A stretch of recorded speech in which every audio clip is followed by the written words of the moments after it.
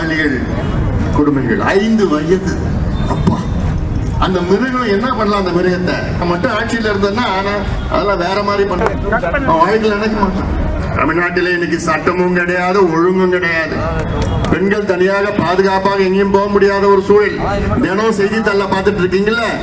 5 வயது குழந்தை பாலியல் கொடுமைகள். 5 வயது. அப்பா, அந்த மிருகம் என்ன பண்ணலாம்? அந்த மிருகத்தை சொல்றாங்க. அவ்வளோ கோபம் வருது. 8 பேர் சேர்ந்து ஒரு குழந்தைய பாலியல் வன்கொடுமை, 7 பேர் சேர்ந்து ஒரு கல்லூரி பெண்ணை கற்பழிக்கிறது.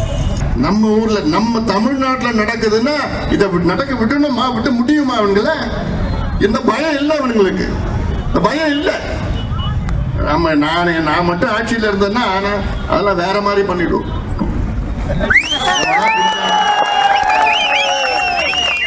எவன் செய்யறான் வாழ்க்கையில் நினைக்க மாட்டான். அதுக்கப்புறம் எவனா பண்ணுவானா? ஐயோ, அந்த பயம் வரணும்.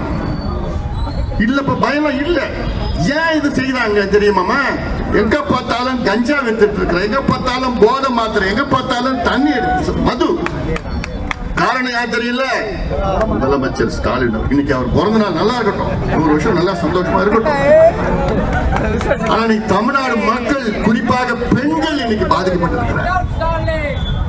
பெண்கள் பாதுகாப்பு இல்லாம எங்கேயும் போக முடியல, பயம் இல்லாம எங்கேயும் போக முடியல. ஐயோ, இவன் எப்படி பண்ணுவானோ, அவன் அப்படி பண்ணிடுவானோ.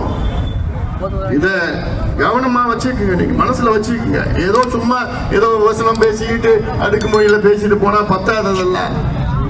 உண்மையிலே யாருக்கு தகுதியானவர்கள் அவர்களை நீங்கள் தேர்வு செய்யுங்கள். உங்களுக்கு யார் பாதுகாப்பு கொடுக்குறாங்களோ அவங்களுக்கு தேர்வு பண்ணுங்க. விவசாயிகளுக்கு யார் நன்மை செய்யறாங்களோ அவங்களுக்கு பாதுகாப்பு கொடுங்க.